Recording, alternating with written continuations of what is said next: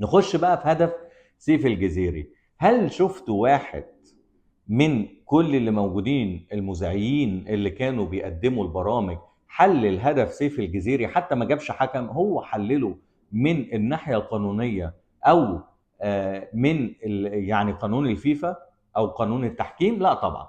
طيب المادة 12 بتقول ايه؟ عشان الناس اللي بتتكلم وبتفتي في الموضوع وتقول لك ما المدافع لما الكرة جت في ايديه ما اتحسبتش ضربة جزاء. طبعا وبيخلطوا او بيدمجوا العلاقه ما بين المدافع والمهاجم. اولا المهاجم لما الكوره بتيجي في ايديه وتخش المرمى، حتى لو كانت جت في جسمه وجت في ايديه ودخلت المرمى، ما تحسبش هدف، لان دي استفاده مباشره من الهدف. ده في بقى مفاجاه اكبر ممكن الناس تكون ما تعرفهاش.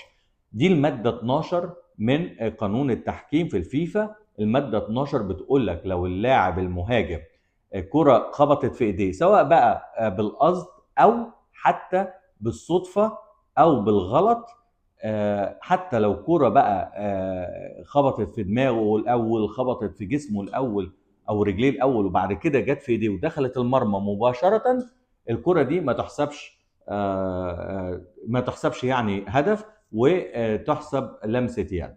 طيب المفاجأة بقى، هل لو الكرة دي راحت للاعب تاني؟ عشان في ناس برضو اتكلمت في النقطة دي.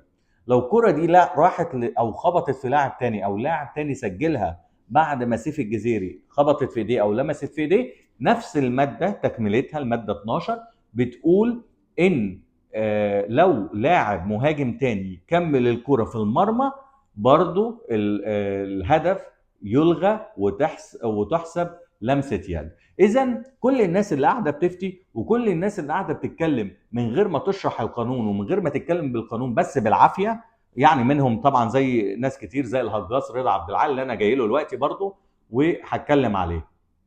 فزي ما بقول لك، لو اتحسب، لو خبطت في ايديه ودخلت المرمى سواء بقى مباشره او مش مباشره، برضه بتحسب لمسه يد.